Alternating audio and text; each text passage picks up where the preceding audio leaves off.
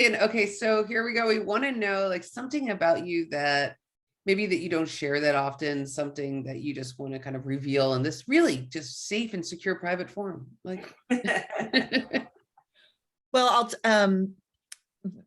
this is not going to be as juicy as it should be, and I'll tell you why. Because the deep dark secret that I have is that I am a financial professional with a bankruptcy. oh, that actually is juicy. I love it. But I feel really comfortable talking about it now. Yeah. Like many people who have gotten to a certain level, especially entrepreneurs, Yeah. at some point you realize your dirty little secret is your superpower. Totally. I just got Right? chills. I just got chills. Like And so thankfully I figured that out maybe like 5 years ago, like not that long ago at all. I spent the first 10 years of my bookkeeping profession horrified that I had had a bankruptcy. Partly because I was still really stuck in the mindset that bankruptcy was a horrifying thing. I'm so over that now. Like this whole discussion about student loans, I'm like, having been so far in debt that I paid the debt back 3 times and still owed more than originally owed, like I'm over it. No, the system is rigged. Let's get out of it. So yes, so the background to that is, you might be able to tell I'm a little independently minded.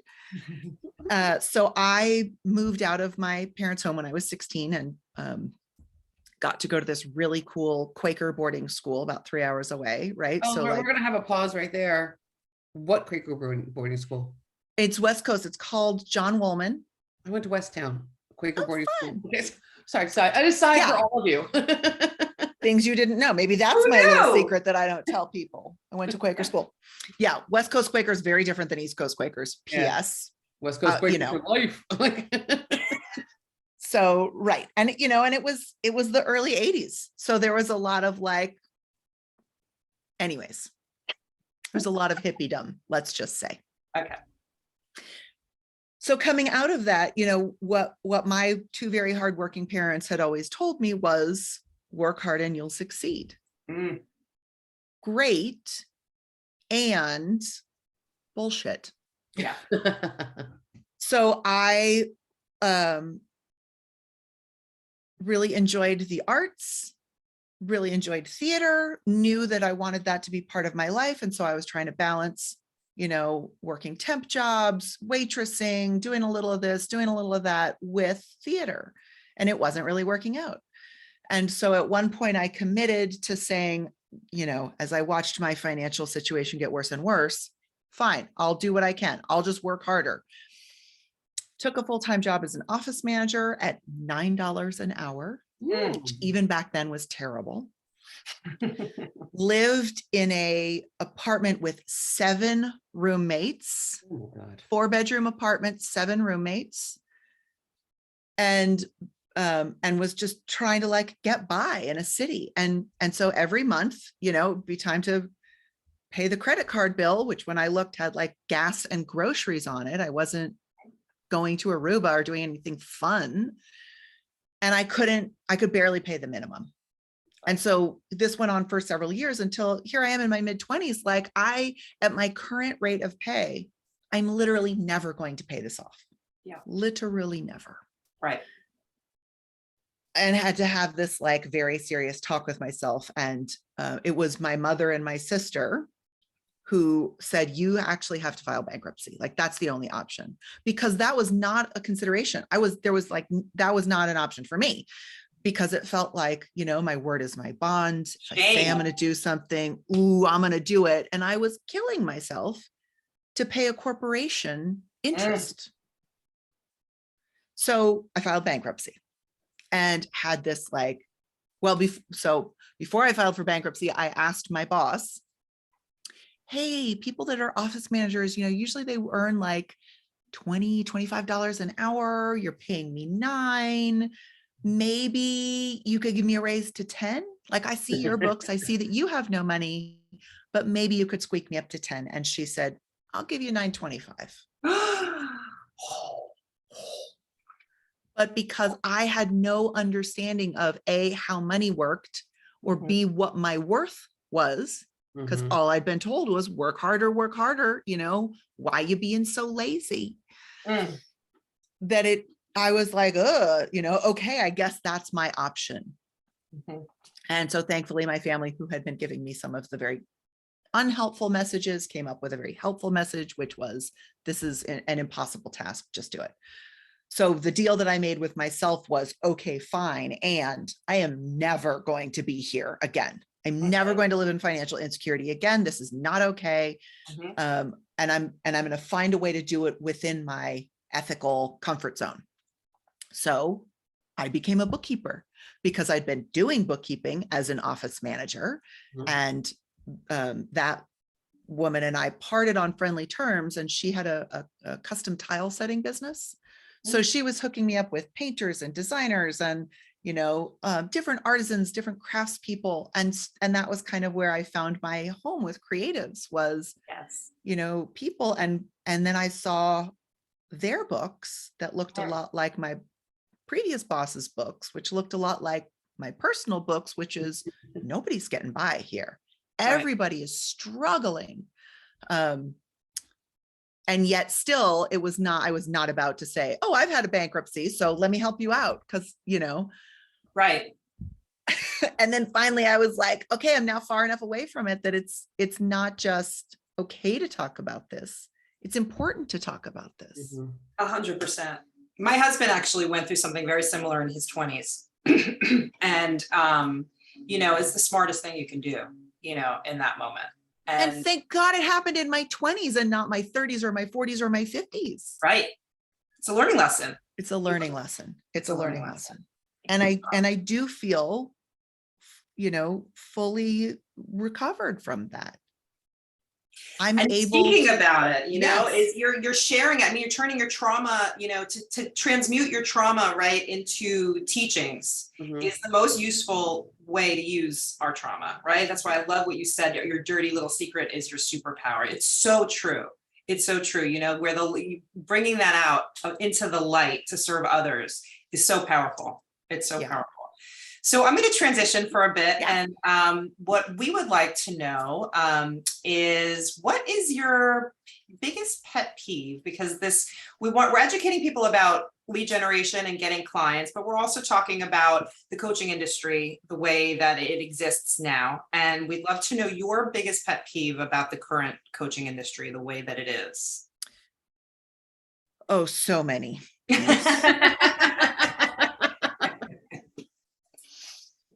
I think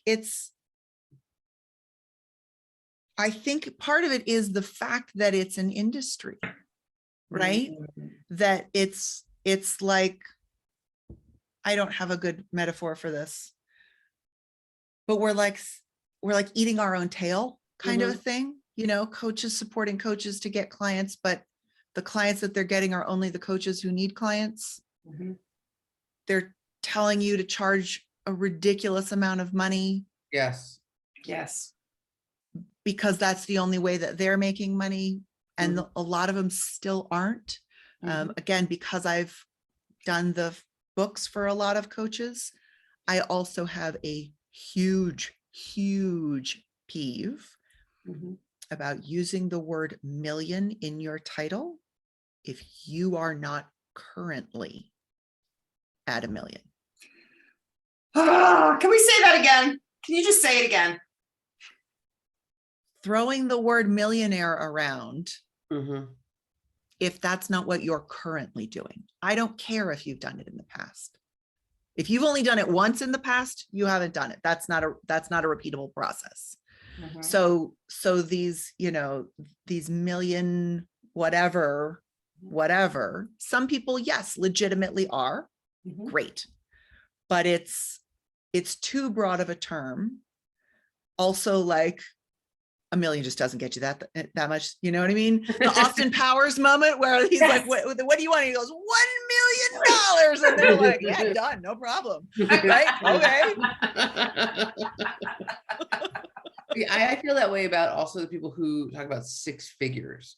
And that makes me insane also because, and like, they charge so much money to get there. And the only person who's making six figures is that person who's teaching you the exact model that they just created to get you to pay them so that they could get to six figures. Like, no, no, no. Plus, let's call it out. Six figures is $100,000.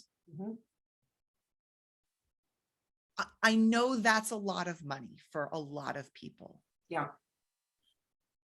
And it's really like the lowest bar that you can set. If Mm. this is your full-time gig Mhm. and you aren't making $100,000 top line revenue, there is something deeply flawed in your business system. For me, it's like, why are we, using numbers at all? Because there are so many variables with every business owner that we cannot predict. Mhm. You cannot predict what this person is going to do because it is up to them, And so these promises that they're making, I just love how you highlighted the word millionaire, because it is a cheap and easy way to attract eyes. And, so do you have any tips as, how to tell the difference between someone who really is what they say who they are and maybe does have a repeatable process, or people who are just using that word? Without knowing their books. Like, Yeah, I mean, I have such an insider view. I'm I thinking know. really hard. This is my thinking phase. you're like, I have a tip. It's called look at their books. Yeah.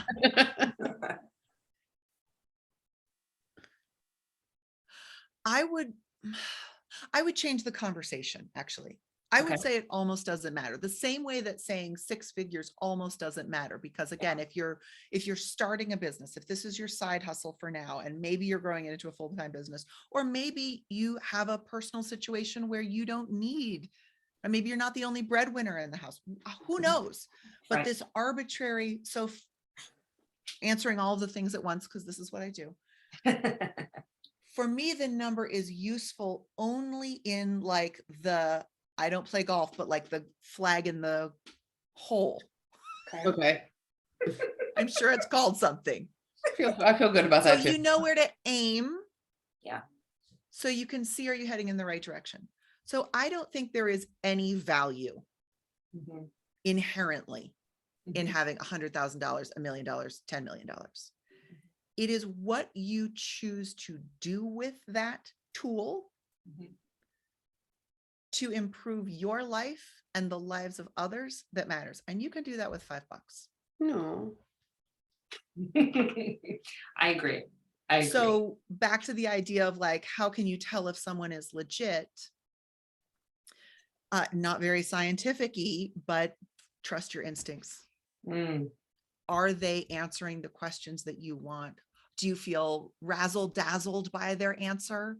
Or do you feel like, I'm interested in learning more, and I see that they're willing to not block me into a 12-month, you pay no matter what, right? That guarantee. Are you going to guarantee me a result? Are you going to set some clear guidelines? And this is hilarious that I'm saying this, because when people say, well, what are the guarantees that you can make? I'm like, I don't know. I wish I could give you, but again, I don't want to make a promise that I can't fulfill. I still have that, right? Yeah. Word is my bond thing about me. What I can tell you is, how I have helped others. So Mhm. was looking at someone's books yesterday, and she went from having in a year from having $742 set aside and saved for taxes to having over $17,000 set aside and saved for taxes.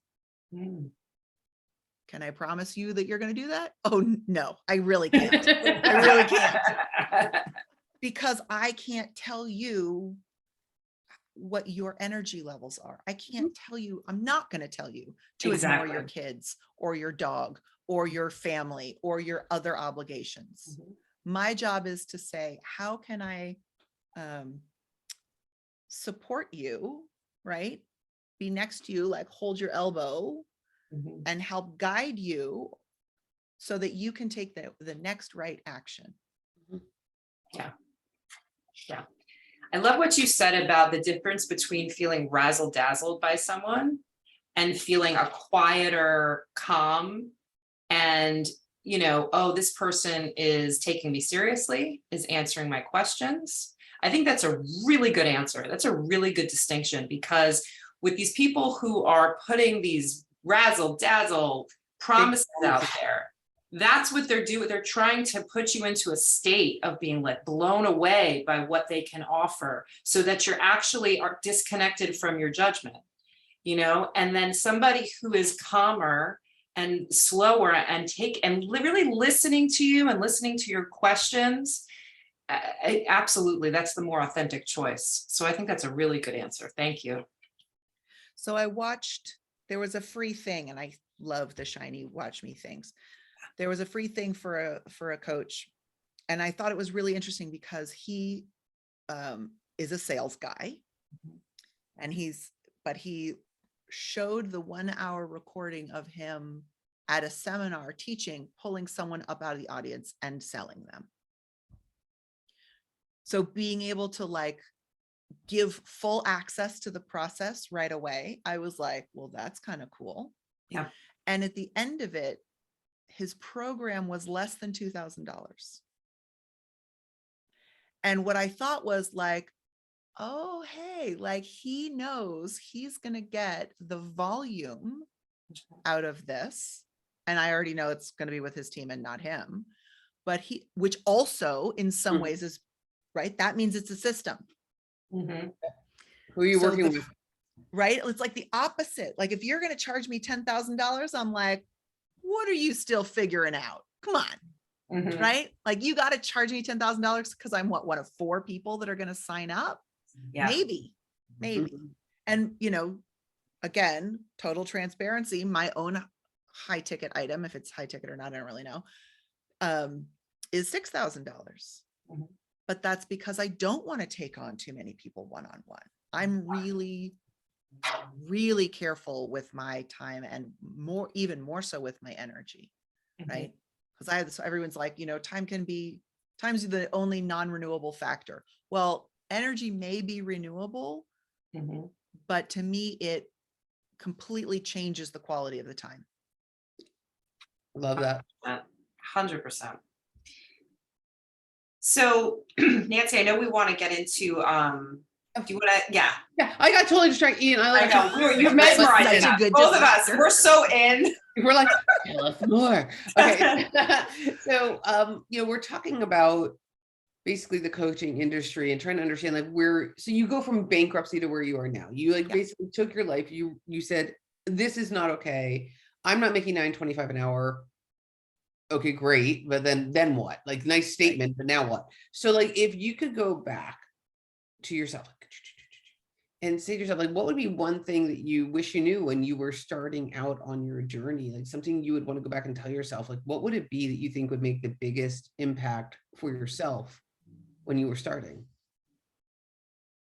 I mean, and this is going to sound really sad because it's a little heartbreaking. It wasn't a piece of advice. It was the belief that I was worth $9.25 or more, right? The belief that I was worth at least $10 an hour, right? The fact that I was willing to be like, geez, $9.25, okay.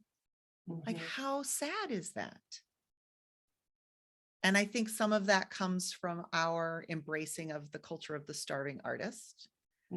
Some of it comes from our embracing, you know, again, the BS notion of follow your passion and the money will come.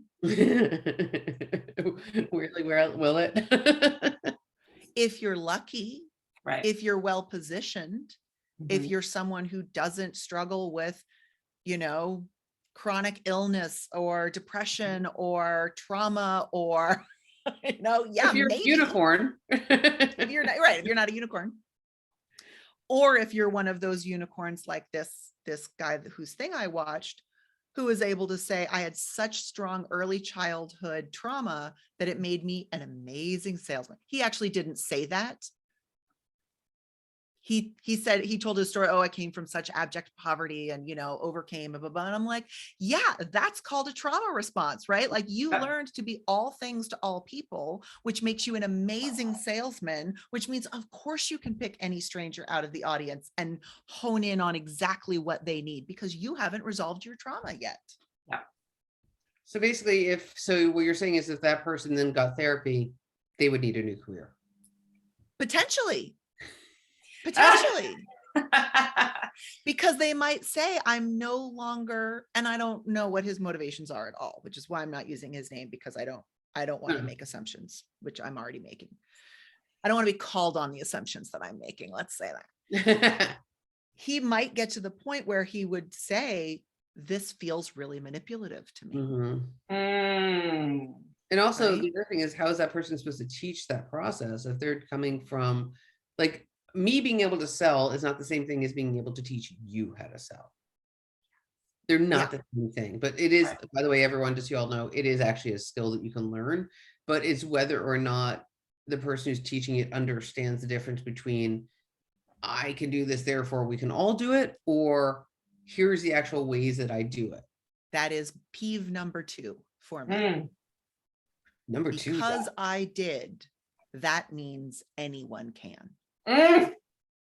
No. Love it. Love it. Yeah. Because, we were just talking about this earlier, Ian, is that, taking all of these people and making them believe that they are capable of doing this one strategy where they may not be comfortable on video. They don't know how to write copy. They don't, they're dealing with this. And then you give them this advanced strategy that they're not up to that yet. Right. And then often what happens is you blame them for not having, a high enough leadership or this or that, something like that, so I love it's their fault. It's never, ever once been the person who's training you. It's never been their fault. It's your fault that you weren't able to grasp the concept or do it or execute it properly. You failed in some way. Yeah. That makes me heartbreaking. Right? Yeah. That's like telling people you're only worth $10 an hour. It's true. Right? It's like it just circles back into that. Right. So you would tell Ian in her 20s that you would tell her how much she was worth, and that to give her a window into what is possible. Yeah. Getting corporate is not your only choice to get paid. Yeah. Right. This skill, like just some way to hear myself, right? Because I was saying, I said out of my mouth, this skill is worth $25 an hour. Yeah. Why are you giving me $9? Yeah. But then when the person was like, I don't see that value, that confirmed the belief that I already had of like, I guess, unless I want to not wear worth pantyhose and go work for, I don't know, some weird corporation, I'm never going to be financially stable. Yeah.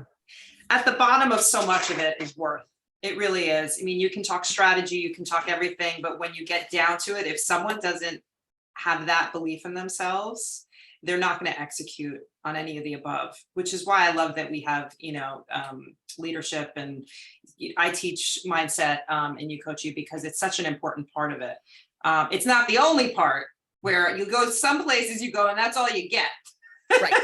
Right. That won't help either. That will not bring the clients, which Harley. Yes. I'm going to segue that because there's a question Harley needs to ask you, because this is the entire purpose of this summit. I know. So what has been your most successful, most prolific, favorite way to get clients for yourself? I would still say word of mouth. I feel like the word of mouth people are coming better qualified. Right? Because someone's already saying, this is what I do. And part of this again is a situation that I've created by continuing to call myself a bookkeeper, right? When that's not really what I am. I left bookkeeper behind quite a while ago, but it's the word that people recognize. Unfortunately, it's such a broad term. Mhm. that it doesn't really have any meaning. It's like saying 6 figures. Cool. Which 6? 3999999. Right? So what I truly, the service that I truly provide is controllership, which even if you did know what that means, it's a weird word, I have right? no idea what that means. There's a I have no idea controller. what that means either. I'm Yeah, right. fascinated. Yeah. It's just a corporate term of Yeah. like next level, so then people go to CFO, which like, yeah, kind of, but also not quite that. So I'm like, you know what, bookkeeping is the shortcut. And then I will explain what I actually do. So when I get people calling me who say, I know you've worked with this person and they recommended that I talk to you, the conversation is already easier. We've already got, know and trust a little bit in there. Now I just got to work on the like piece. Yeah. But I can sort of say like, what was it that inspired you to talk to them about it? And the conversation just sort of flows better. And most of them already understand that I'm doing something other than just putting numbers in boxes and saying, here's your P&L. Mhm. Right. So if you were, I love that. And when you're at an established place in your business, it's a great tool, right? If you were to go back to the beginning days when you were first starting out and finding clients, if we were to speak to someone in a different place, what can you pull from that time? So I started my business on word of mouth. Ah, look at this. I love it. Which is why it's my favorite, right? It's the one that I feel the most in control of. I think it also gets past my sort of hyper introverted, like, who are you? Why are you calling me? Why is my phone ringing? This is very disturbing. That if you're a friend of a friend, I already love you, right? Yeah. Oh, Yeah. Harley, awesome. I love Harley. Yes, how can I help you? So if you don't, word of mouth. When I say word of mouth, I do not mean friends and family. I definitely don't mean, hey, if I were going to start a house cleaning service, would you theoretically hire me? That's a really uncomfortable question to ask people that know you, because they have important reasons to lie to your face. Of course I would. That's amazing. You're amazing. You're going to do amazing at that. What you want instead is, in starting a house cleaning business, would you be willing to hire me as a beta client? Would you be willing to pay me to come clean your house this week or next? Because that really separates the wheat from the chaff of what a great idea to, that is actually something that I need. Yes. Fabulous. Since I'm just starting out, since you're going to be one of my beta clients, I don't love that term, but again, shortcut, we know what it means. I'm going to charge you this rate for now, which may be the rate that you're comfortable with, right? $10 an hour would have been for me. Actually, it's not true. I started at 25. When I started my own business, I did start at 25. So let's just use that number. 25 an hour, which is probably below market. And so in exchange, I'm going to ask you for a video testimonial, a Google review, and a Facebook review. I love it. And if you don't do those things, I'll send the second half of my invoice. No, I love that, because the testimonials and also doing the work, it's also important that you're doing the work. So lowering, because if there's this stagnation, right, then that starts to creep in on the mindset and all of that. So it's so important to be in the work that you want to be doing, even if it's at a lower price, just to continue momentum, right? Yeah. Yeah. And strategic partners are the other major, and maybe that's word of mouth. I don't know. This is why I leave marketing to other people. To me, that's all still word of mouth. So when I left my one job and became a freelancer, I immediately went from $9 to $25 an hour. These were all people who already knew me because I had been the one paying them for their work on the client projects. So when I was like, I'm opening my own shop, they were like, oh, that's great. Some of them, in fact, had already asked, like, do you do outside work? And then I made sure to contact everyone's CPA. That because I don't do taxes, there was a natural touch point where I could say, if you can connect me to your CPA, I can actually legitimately serve you better. I'll still CC you on the emails, but I know you have no idea what your accountant is saying. And even if you did, you don't have time to go do any of that stuff. So you just be handing it over to me anyways. So let's shortcut. I want you in the loop because I never want anything happening without your knowledge. But introduce me to your CPA. And now that CPA has their own giant list of clients. And so I develop a relationship with someone that helps me serve my clients better and gives me immediate access to another group of people. So that to me, I think even currently, that is, in my opinion, the fastest way to grow, fastest and cheapest way to grow a business.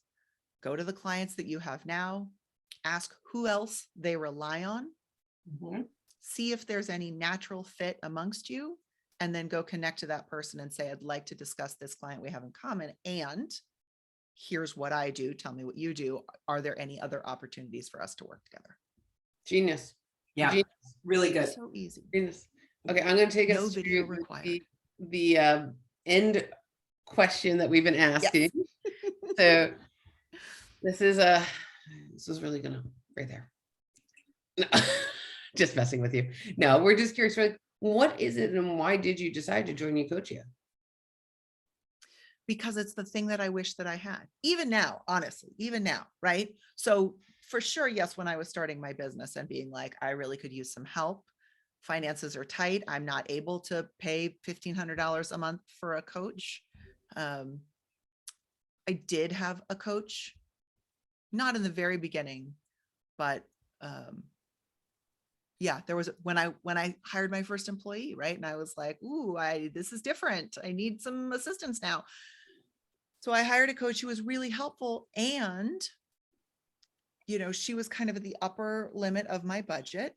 She was giving me great ideas of what to do, great strategy, but I wasn't able to do it. I didn't have the time. I didn't have the skill. And she'd be like, oh, well, you just need to go hire a copywriter. And I'd be like, well, with what? I just gave you every extra penny that So that was a hard lesson for me to learn. And again, it kept her for years. She was super valuable. She absolutely helped me get out of my own way. My business, I think, doubled working with her when I stopped doing all of the doings and let people, right? It was amazing. Totally worth it. And she could only solve one problem. And then I'd be like, well, what about over here? Right. And so that problem that Ucoachia would have solved then. And again, honestly, even now, as I grow. So we've been somewhere between like 800,000 and 900,000 in top line revenue for years now. Some of that's COVID, some of that's this, some of that's that. Mostly, I know, because I've been doing this forever, it's because a different structure is required once you hit around 800 to get you past. And we've hit our glass ceiling. And again, even though I have a coach now, it's still that siloed information. I work with this coach for this and that coach for that. And even if they know each other and refer to each other, they're not really talking to each other. And every time I start a new coach, they're like, well, tell me about your ideal client. If I have to write out what my ideal client is one more time, I'm going to choke myself. Like, look at my client list. That's my ideal client. I'm already working with them. Please don't make me do this, right? Write it 500 times on the chalkboard. Creatives are my ideal client. So I still see value in Ucoachia. I still, right? I mean, I think I was the one that was like, well, can't we go to each other's sessions? Because I want to know all of these things. It is so insanely valuable. I love that. I love Awesome. it. It's amazing. I mean, like, I am so excited to figure out like where we're going to go even deeper, because you are just so generous with information and just a joy. Yes, it's really true. It's really true.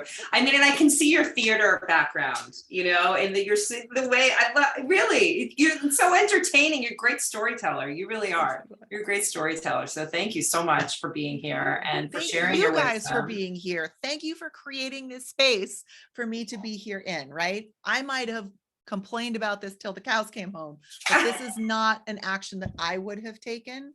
So much gratitude for you Oh, for doing this. thank you. We're Thank you. excited.